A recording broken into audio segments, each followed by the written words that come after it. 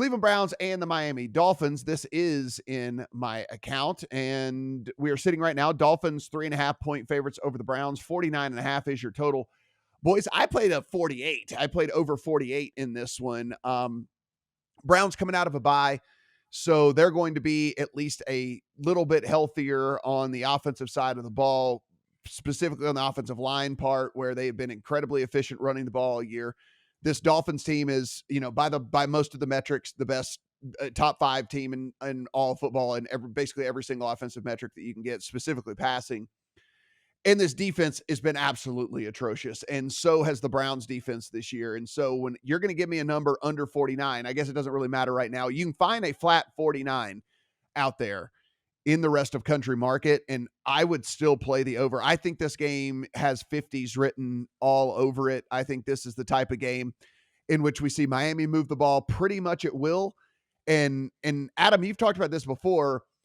This Browns team that even though they run a ton, they're so efficient running that we shouldn't be scared of overs with a team like them, because if you do something so efficiently, you're still going to put points on the board. You're still going to put points on the board fairly rapidly. So I can understand why people might be a little skittish because it's the Browns, but look, that Dolphins defense is putrid. The offense is really, really good. And I think they could put up 30 on their own in this one. And if that's the case, we only need 20 something out of the Browns.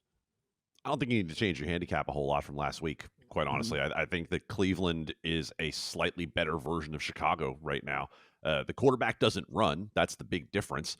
But they still did the Bears, for 250-plus yards on this Miami defense last week. And we know that Cleveland's capable of running for 250 on anybody with that offensive line and Nick Chubb.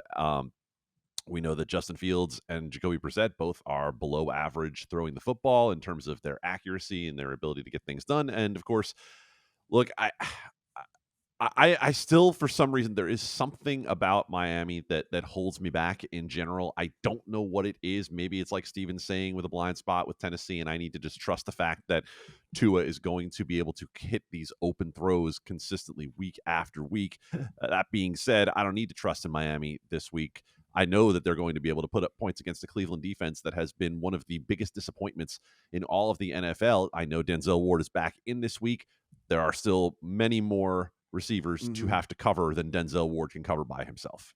Yeah, Steven, if we look at this, I think the one thing people aren't giving enough credit out there. I mean, listen, has Tua played better? Absolutely. Is Tyreek Hill, one of the favorites for Offensive Player of the Year? Absolutely. But look, McDaniel has schemed up some really, really good games, and he has been really efficient with his play calling and getting the maximum effort and maximum result out of the players that he has and their skill sets and things like that. And, we don't hear a lot of people talking about that, but like a lot of these games, I get done. I look at the end, I'm like, man, that was a masterfully called game. And so obviously in this one, if we're also looking kind of over at the sidelines, I certainly give the advantage to Dolphins. I think Stefanski's fake sharp. Like we kind of, some of these guys we go and try to crown a little bit too soon. And I think he's fake sharp when it comes down to it. So I kind of even give the coaching advantage to the Dolphins. That said, the hook on there, I don't want to play the 3 and a hook. If this was 2.5, maybe I'd be looking at the Dolphins. Even a flat 3, maybe I would put something in there, but can't go there. But I think points are going to be scored.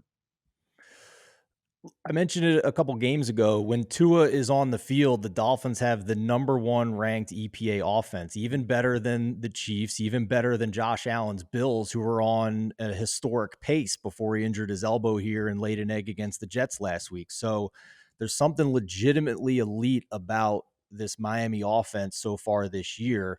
If you look at Tua, I mean, wow, like the MVP market got flipped on its head a little bit with the Allen injury. But the other storyline there is Tua went from 80-1 last week to 15-1 now to win MVP. And, we can discuss whether or not he's the actual reason, but I think it would be disingenuous to at least not point out that the Dolphins were 0-3 when Tua wasn't on the field. And they have looked awesome with him on the field. And it's going to take efficiency metrics for him to win that award. But 9.2 yards per attempt leads the league and is 0.7 more than Jalen Hurts. If you look at his passer rating, he has a 115.9 passer rating. The next closest is Jalen Hurts at 107.8. So whoever you want to give the credit to, you at least have to say Tua definitely matters to this offense. But my hesitancy here is the defense, like you said, Matt, because they are really bad.